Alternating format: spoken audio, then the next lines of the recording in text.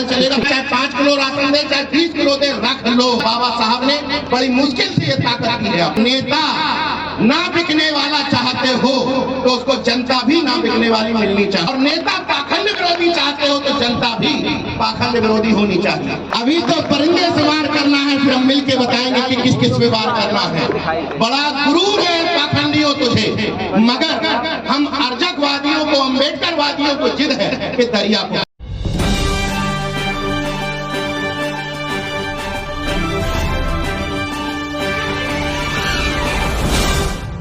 शुक्रिया ब्रजेंद्र भाई, मुझे अपने ही पुरखे, अपने ही बाबा की धरती पर बुलाने के लिए, याद करने के लिए। और हम सब के लिए बेहद गर्व की बात यह है कि ये धरती न सिर्फ मेरे बाबा पेरियार ललई की धरती है, बल्कि मेरे दूसरे पुरखे महामना रामसिंह वर्मा जी की भी धरती है। तो इस धरती से जो एक क्रांतिकारी आगाज हो रहा है, उम्मीद करता हूँ ये अब थमेगा नहीं, बल्कि आगे ही बढ़ेगा। मैं सीधे मुद्दे पर आता हूँ, क्योंकि भाई का ट्रेन का समय उसके बाद, इसलिए जो चंद अनुरोध आप लोगों से करना चाहता हूँ वो अनुरोध करता हूँ। पहली बात तो एक बात ये समझ लीजिए, अभी लक्ष्मण भाई को आप सुन रहे थे, तमाम वो बातें जो लक्ष्मण जी ने कही, वही तमाम बातें मैं आपसे करना चाहता था। उनमें से महत्वपूर्ण बात जो थी वो सारी बात आप लोगों के सामने आ चुकी है। एक बात जो उन्होंने नहीं कही है, उसको दूसरे ढंग से कहा। इस समय एक बाबा है, बहुत चर्चित है, रामभद्राचार्य। चूंकि ये तर्कवादी सम्मेलन है तो तर्क की बात होना जरूरी है। रामभद्राचार्य, मैं कुछ नहीं कह रहा हूं, एक बात और समझिएगा। जैसे अभी लक्ष्मण जी ने एक बात कही थी, मैं भी कह रहा हूं कि इस मंच पर जो कुछ भी बोल रहा उस सब में ईश्वर की मर्जी शामिल है, क्योंकि ईश्वर की मर्जी के बिना पत्ता भी नहीं हिलता। इसलिए जो भी कहूंगा इसका मतलब उसी की मर्जी से कहूंगा। तो उसी ईश्वर ने मुझे बताया है कि जाओ और इन सब लोगों को जाकर के समझाओ कि मेरे नाम पर कोई व्यक्ति बीच में फिरकी ले रहा, इन सब का इस्तेमाल कर रहा। तो वही रामभद्राचार्य कथा मंचों पर कहता था कि हनुमान का जाप करो, रामायण का जाप करो तो बीमार नहीं रहो। वीडियो उठा करके देख लीजिए गूगल में, उसी का वीडियो है। और वही जब बीमार पड़ता है तो कहाँ एडमिट होता है? अस्पताल में, मंदिर में, अस्पताल में। इसका मतलब उसको पता है कि अस्पताल से इलाज होगा, मंदिर से नहीं होगा, उसको पता है। मगर हम सब लोगों को ये बताया जाएगा कि मंदिर जाओगे तो अस्पताल जाने की जरूरत नहीं पड़ेगी। अभी लक्ष्मण भाई बार बार इस बात का जिक्र कर रहे थे। देखिए, मैं बीजेपी को बड़ी ईमानदार पार्टी मानता हूं, क्योंकि वो झूठ नहीं बोलते। आप गलत कह रहे थे कि वो झूठ बोलते, वो झूठ नहीं बोलते। उन्होंने बिल्कुल सच कहा, उन्होंने बिल्कुल सच कहा कि जो राम को लाए हैं हम, यार स्टैंड मतलब राम थे नहीं, बंद कर दिया भाई चक्कर में, हमें लाना पड़ रहा। और अगर अब पत्थर की मूर्ति में प्राण डालने पड़ रहे हैं तो जो पूरे उत्तर प्रदेश में, पूरे देश में पहले से जो राम मंदिर है, मतलब उनके राम में प्राण नहीं। मतलब तो यही हुआ कि जब अब प्राण डालना पड़ रहा। इसीलिए किसी ने बहुत सही बात कही थी कि अगर प्राण डालने का सिस्टम, प्राण डालने की पद्धति अपने देश में आ गई है तो जो प्राण डालने वाले लोग हैं इनको बॉर्डर पर खड़ा कर, जैसे ही कोई शहीद होगा सैनिक उसके प्राण डालते हैं। मजा आ रहा है ना सुनने में? दिक्कत ये है कि मजा, जब मैं इस तरह की बात कर रहा हूं तो इसमें भी मजा आएगा, मेरा कोई विरोध करेगा तो उसमें भी मजा आएगा। हम अमूमन ताली बजाने के आदी पड़ चुके हैं। मैं एक ही निवेदन करता हूं इस मंच से कि अगर ये सारी बातें आप पहले से समझ रहे हो तो उनको अपने घर में अमल में लाना है। केवल सहमति में सिर नहीं हिलाना है, अपने घर में भी अमल में लाना है। और पाखंड के 3 बड़े आइडेंटिटी कार्ड नमो बुद्धाय जय भीम कितने भी तेजी से बोलो, अगर पाखंडवाद के 3 आइडेंटिटी कार्ड आपके शरीर पर हैं, 1 2 और 3, ये 3 गुलामी की निशानी अगर आपके शरीर पर है तो आज के बाद नमो बुद्धाय और जय भीम बोलना बंद कर दें, क्योंकि लाल धागे के साथ जय भीम और नमो बुद्धाय का कॉम्बिनेशन मिल नहीं पाता। और एक और अनुरोध कर लेता हूं, जब यहां से निकल करके अपने घरों में जाना तो अगर एक जाति के महापुरुष की तस्वीर लगी हो तो 3-4 और मार्केट से ले आना, कम से कम 5 महापुरुष टांग ले, क्योंकि हम यहाँ बहुजन बनाने के लिए आए हैं। और बहुजन तब बनेगा जब कोई आपके घर में घुसेगा और सामने जो तस्वीरें दिखेंगी आदमी कंफ्यूज हो जाएगा कि मानता किसको। अगर अंदर घुसते ही उसको संत गाडगे की तस्वीर दिखती है और वो आइडिया लगा लेता है कि समाज का घर है, तो आप बहुजन नहीं बन पाए। अगर पेरियार लड़ाई की तस्वीर से वो समझ जाता है कि घर किसका है, तो आप बहुजन नहीं बन पाए। ये क्रॉस करने का वक्त है। इसलिए जब ब्रजेन भाई से मेरी बात हुई थी तो मैंने कहा याद रखना, कभी भी अपने पुरखों की जयंती मनानी है तो महामना रामस्वरूप वर्मा की जयंती पर मुख्य अतिथि कुर्मी कभी नहीं रखना, और पेरियार लड़ाई की जयंती पर मुख्य अतिथि यादव कभी नहीं रखना, तब ये बहुजन डेवलप हो पाएगा। अमूमन हम और वही हाल राजनीति में भी है, सामाजिक न्याय सबको चाहिए, बहुजनवाद सबको चाहिए, मगर सामाजिक न्याय और बहुजनवाद घुमा फिरा करके अपनी जाति के नेता में ही चाहता है। आज ये तमाम परिस्थितियों के बावजूद बहुजन क्यों नहीं बन पा रहा?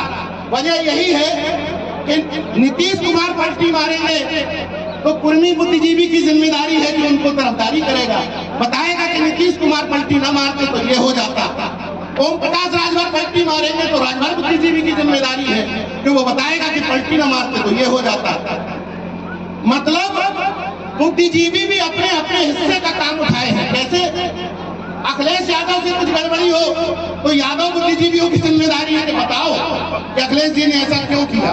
अगर बहन जी गठबंधन में शामिल ना हो तो जाट समाज के बुद्धिजीवियों की जिम्मेदारी है कि बताओ कि बहन जी ऐसा क्यों नहीं कर रही।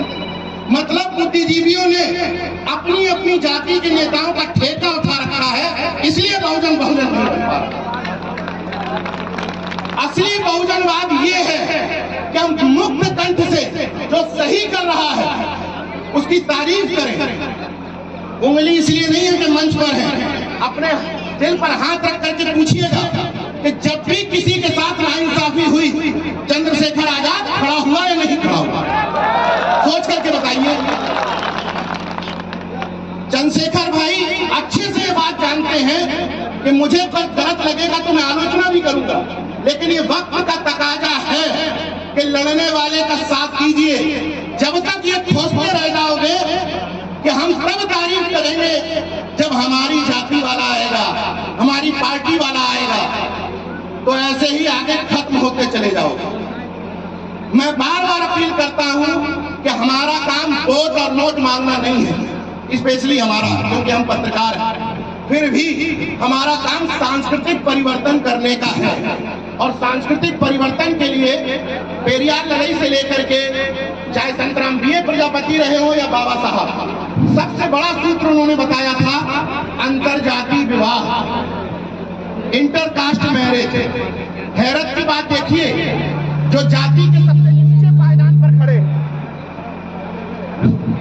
जो जाति व्यवस्था में सबसे नीचे पायदान पर खड़े हैं, वो भी कहते हैं कि हम उस जाति में शादी नहीं करेंगे।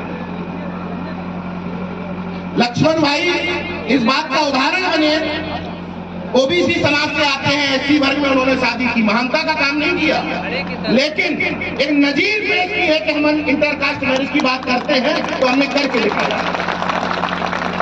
हम लोग मंचों से इसलिए बोल पाते हैं कि मेरे घर पे आना लखनऊ में भूत और भगवान दोनों का प्रवेश वर्जित कर रखा है, और मेरी पत्नी ने, और शायद लक्ष्मण भाई की भी पत्नी ने, और हमारे चंद्रशेखर भाई के यहाँ भी यही होगा, कभी बात नहीं हुई इस विषय पर, इसलिए कंफर्म नहीं हुई, ऐसा ही होगा। हमारे यहाँ टॉप अप रिचार्ज नहीं किया जाता है 1 साल बाद, टॉपर प्रचार समझ रही ना महिलाएं? 1 साल का टॉपअप होता है कि 1 साल करवा चौथ का व्रत रखो, पति 1 साल चलेगा, फिर अगले साल तो अगर ये टॉपअप रिचार्ज आपके घर में हो रहा है तो किसी को भी गाली दो, कुछ परिवर्तन नहीं आने वाला।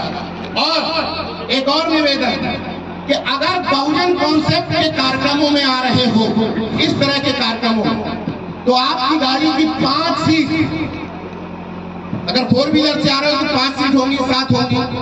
2 व्हीलर से आ रहे हो तो 2 या 3 लोग बैठे होंगे, हालांकि पुलिस वाले खड़े 3 लोग 5 व्यक्ति करना, लेकिन फिर भी चाहे 2 आ रहे हो या 5 आ रहे हो, कहने का मतलब यह है कि जब बहुजन कार्यक्रमों में आ रहे हो तो 2 लोग बैठे हो तो दोनों एक जाति के मत आना, और अगर 5 बैठे हो तो पांचों एक जाति के मत आना, तो बहुजन कॉन्सेप्ट बन जाएगा।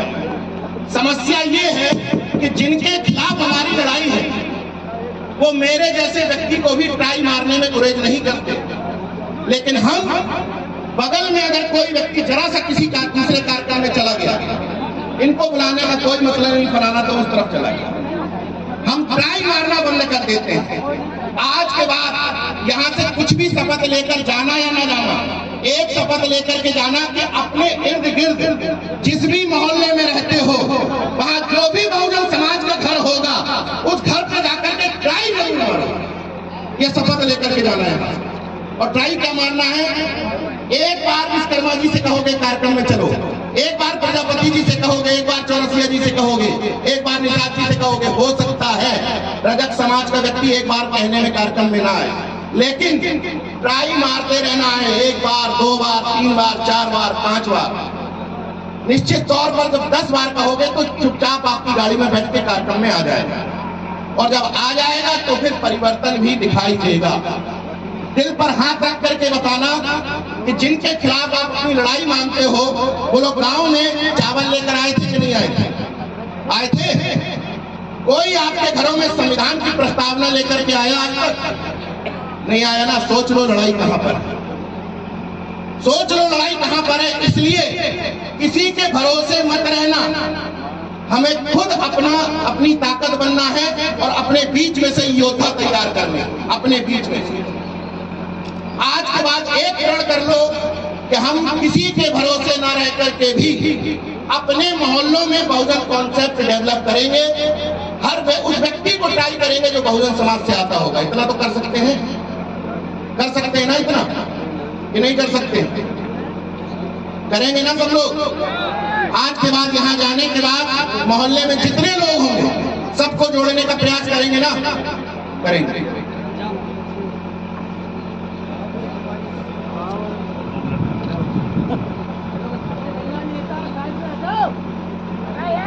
ये जो चंद उदाहरण है, जो मुफ्त के उदाहरण है, जिनमें पैसा खर्च नहीं होता है, लेकिन बहुजन यूनिटी ऐसे ही बनती है।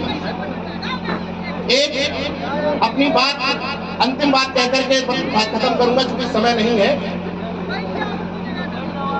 जो गांव में तमाम सारी परंपराएं बनी हुई होती हैं, तमाम लोग कहते हैं ना कि ये परंपरा है, वो परंपरा है, खाली बाल्टी लेकर निकल जाओ, बिल्ली रास्ता काट गई, फलाना हो गया, ये कहते हैं ना सब लोग। एक कहानी से आपको समझा देता हूं कि परंपराएं बनती कैसे, इसको समझिएगा। एक पति पत्नी थे, दोनों आंख से अंधे। सुनिएगा, हमारी जो माता है मैंने बैठी वो जरूर गौर से सुनिएगा। एक पति पत्नी थे, दोनों अंधे थे आंख से। तो जब पत्नी खाना बनाती थी तो कुत्ता रोटी उठा के ले जाता था। तो पत्नी ने पति से कहा कि हम खाना बनाते हैं, दरवाजा लगा नहीं है, कुत्ता उठा कर चले जाता है, क्या करें? तो पति बोले कि जब तुम खाना बनाया करोगी मैं दरवाजे पे खड़े रह के ठक ठक किया करूंगा डंडे से। तो ये शुरू हो गया भाई, वो खाना बनाती थी, वो डंडे से ठक ठक करते थे। उन्हीं दोनों लोगों के, वो अंधे जो पति पत्नी थे, उनके कुछ संतान पैदा हुई बाद में। वो संतान में से एक कोई जज बन गया, एक कोई बड़ा IAS बन गया। वो जज जो था, जब उसकी शादी हुई तो शादी उसकी एक पढ़ी लिखी प्रोफेसर से हो गई। तो अब जब उनके यहाँ खाना बनता था, 2 मिनट रुक जाइए यार, सुन लीजिए।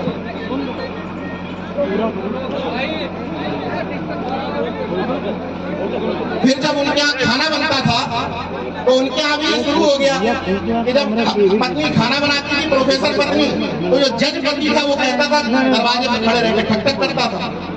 तो एक दिन पत्नी ने पूछा कि तुम ऐसा क्यों करते हो, दरवाजे पे खड़े होकर ठक ठक क्यों करते हो? तो पति बोला कि शांत रहो, तुम बहुत पढ़ लिख गई हो, कि हमारे घर के संस्कार है, परंपरा, कि हमारे घर में जब कोई खाना बनाती है पत्नी तो पति को दरवाजे पे खड़े होकर के ठक ठक करना होता है, ये परंपरा का हिस्सा। फिर उसने पड़ोस में हमारे धनीराम पैंथर जी जैसे कोई बुजुर्ग रहते थे उसके बगल में, तो उसने बगल में धनीराम पैंथर जी जैसे किसी बुजुर्ग से पूछा कि बाबा आप तो उम्र दराज व्यक्ति हैं, आप बताइए कि हमारा पति जब मैं खाना बनाती हूँ तो खटखट क्यों करता है?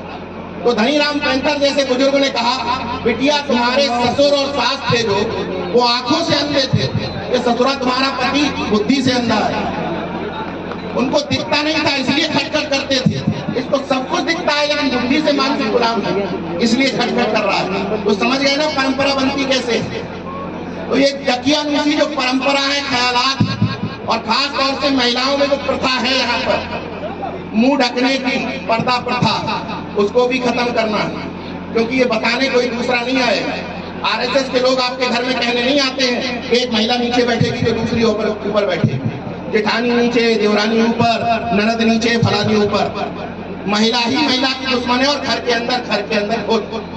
आरएसएस वाले भेदभाव पैदा नहीं करने आते आपके घरों में, हर चीज पर उनको दोष देना ठीक नहीं। जो चीजें खुद से कर सकते हैं वो खुद से करें। और इन परिस्थितियों में किसी भी ब्यूरोक्रेट्स को या नेता को गाली देने से पहले इस तरह भाग करके ये पूछ लेना कि जब ये सब हो रहा था, जब संविधान खतरे में था, नौकरियां जा रही थी, निजीकरण हो रहा था, तो हम क्या कर रहे थे? आलोचना कर रहे थे। और 5 किलो राशन की बात की, 5 किलो राशन की बात की लक्ष्मण भाई ने। मैं उनसे एक बात डिफरेंट करना चाहता हूँ, मैं कहता हूँ 5 किलो राशन, 10 किलो, 20 किलो जो दे रख लो, उनके घर का नहीं है, हमारे पैसे से दिया जा रहा है, हमारे पैसे से दिया जा रहा है। कि चाहे 5 किलो राशन दे, चाहे 20 किलो दे, रख लो, लेकिन जब वोट देने जाओ तो याद रख लेना कि बाबा साहब ने बड़ी मुश्किल से ये ताकत दी है आपको, और हमारे और आपके वोट की जो ताकत है वही मोदी के और अडानी के भी वोट की ताकत है, ये बात याद कर लेना। इसलिए मैं ये नहीं कहता कि 5 किलो राशन में, 10 किलो राशन में, लेकिन एक बात याद रखना कि अगर नेता ना बिकने वाला चाहते हो तो उसको जनता भी ना बिकने वाली मिलनी चाहिए, और नेता पाखंड विरोधी चाहते हो तो जनता भी पाखंड विरोधी होनी चाहिए। अगर चाहते हो कि चंद्रशेखर भाई सामाजिक न्याय में रहे, कभी अड़े रहे, कभी डिगे ना, तो उनको जनता भी उस तरह की चाहिए। अब चंद्रशेखर भाई को फोन करोगे 10 बार के फीता काट जा रहा तो करेंगे क्या? बस अंतिम लाइन के साथ बात खत्म कर देता हूं क्योंकि उनको जाना है। इस मंच की तरफ से, इस पूरे कार्यक्रम आयोजकों की तरफ से एक बात कहना चाहता हूं कि अभी तो परिंदे शुमार करना है, अभी तो परिंदे शुमार करना है, फिर हम मिलके बताएंगे कि किस किस पे वार करना है।